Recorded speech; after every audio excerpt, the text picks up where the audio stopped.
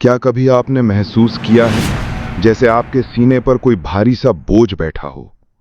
आप सांस लेना चाहते हो लेकिन ले नहीं पाते, जैसे कोई आपकी रूह को दबे जा रहा हो। हाँ, मैंने महसूस किया है। वो ठंडी सांस मेरा सीना दबा रही थी, जैसे कोई मेरे ऊपर बैठा हो। मेरा नाम आर्यन है। मैं एक फौजी हूं। ड्यूटी के दौरान मैंने जंग के मैदान देखे हैं, गोली की आवाज सुनी है और मौत को अपने करीब से महसूस किया है। लेकिन जो मैंने आसाम के उस शापित जंगल में देखा, वो आज तक मेरे सीने में एक ठंडी आग की तरह जलता है। कहते हैं उस जंगल में एक चुड़ैल रहती है जो इंसान का खून नहीं पीती, बल्कि उसकी रूह खा जाती है। और उस रात मुझे लगा मैं कभी वापस जिंदा नहीं लौट पाऊंगा।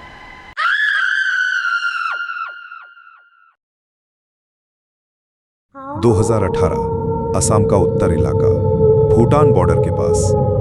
दिन का समय था, दोपहर लगभग 3 बजे। मैं अपनी बाइक पर एक सुनसान रास्ते से गुजर रहा था।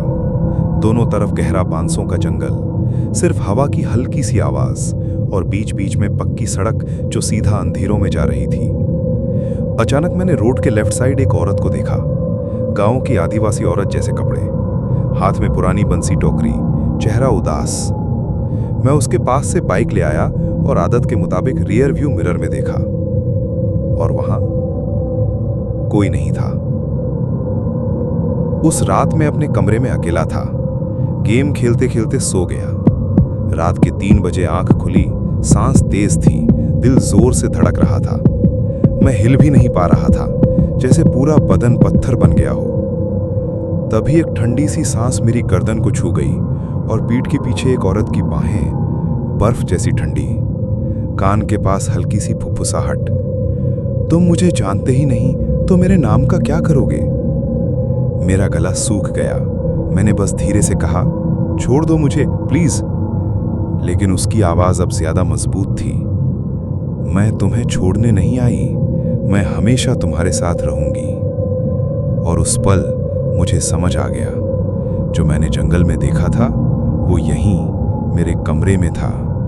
अगली सुबह बुखार था, दिमाग बिखरा हुआ, तन्हाई और डर का बोझ। दोपहर तक थोड़ी हिम्मत बटोरी, पर रात आते ही वही ठंडी बाहें फिर मेरी कमर पर आ चिपकी। और इस बार उसकी आवाज में नफरत थी। मेरे पति को भी मैं अच्छी नहीं लगती थी। उसने मुझे मार दिया। उसने जोरहट गांव का नाम लिया और कहा, जाकर पूछ लेना, तभी समझ आएगा मैं तुम्हें क्यों छोड़ूंगी। अगली सुबह मैं अपने साथी राम को लेकर जोरहट पहुंच गया। वहां एक चाय वाले से पूछा और उसने जो बताया उसने मेरी रूह कांप दी। कुछ महीने पहले एक औरत मिली थी जिसे पेड़ से लटका हुआ पाया गया। पुलिस ने कह दिया सुसाइड, लेकिन लोग कहते थे पति ने उसे मार दिया था। बच्चा पैदा ना कर पाने की वजह से उसका पति उसे नफरत करता था। वही औरत, वही चेहरा जो मैंने बंसों के जंगल के किनारे देखा था। राम मुझे एक तांत्रिक के पास ले गया।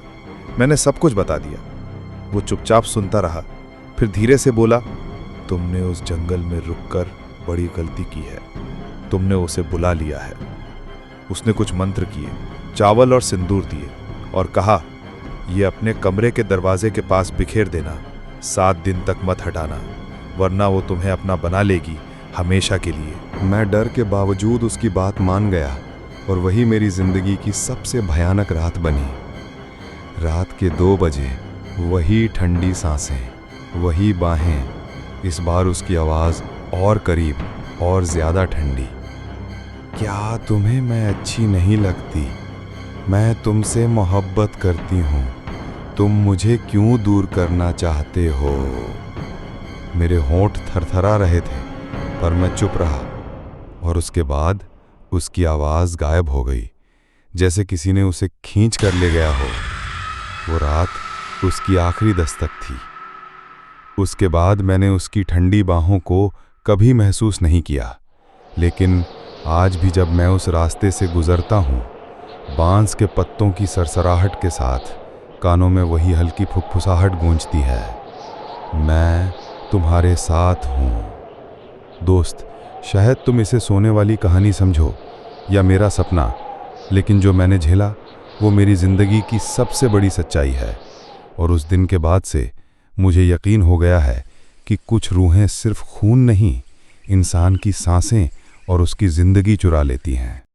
दोस्तों, कहानी यहीं समाप्त होती है, पर सोचिए, अगर आपकी ज़िंदगी में भी कभी कोई डरावना वाक़या हुआ हो तो कमेंट्स में लिखना ना भूलिए। शायद अगली कहानी आपकी हो। और अगर वीडियो पसंद आई हो तो लाइक ज़रूर करिए और चैनल को सब्सक्राइब कर लीजिए, क्योंकि असली डर अभी बाकी है।